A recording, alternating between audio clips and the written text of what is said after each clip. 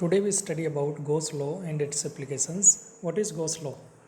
Gauss law states that the total electric flux through any closed surface is equal to 1 upon epsilon naught times the total charge enclosed by the closed surface. That means any closed surface encloses a charge let q, then total electric flux through the closed surface is given by q upon epsilon naught. If any closed surface encloses a system of charges, then total electric flux through this closed surface is given by phi E is equals to q1 upon epsilon naught plus q2 upon epsilon naught plus q3 upon epsilon naught and up to plus q1 upon epsilon naught. And we can write it phi E is equal to 1 upon epsilon naught into total charge enclosed by the closed surface.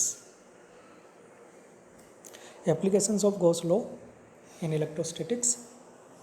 We can calculate the electric field intensity due to different charge configurations by using the Gauss law.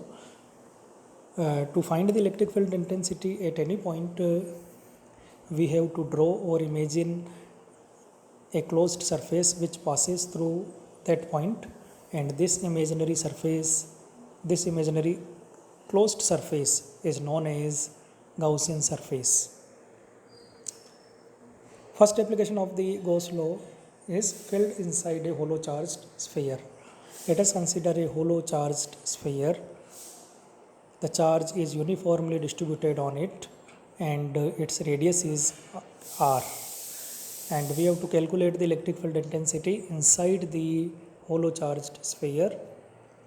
And let at any point P, which is at a distance r dash from the center of the hollow charged sphere, draw a Gaussian surface which passes through the point P, and on applying the Gauss law, we get on the left hand side E dot A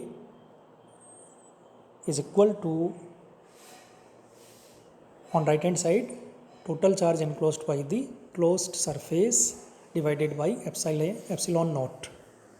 And we get further, because Gaussian surface encloses no charge, so the right hand side equal to 0, and we get E dot A is equal to 0, and finally we get A is equal to 0. Here capital A is area of the Gaussian surface. So the electric field intensity inside a hollow charged sphere is equal to 0. The another application of the Gauss law is electric field intensity due to infinite sheet of charge. Let us consider a plain sheet of charge.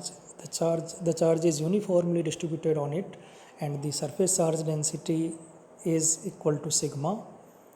Consider a closed point P where we want to calculate the electric field intensity, and for it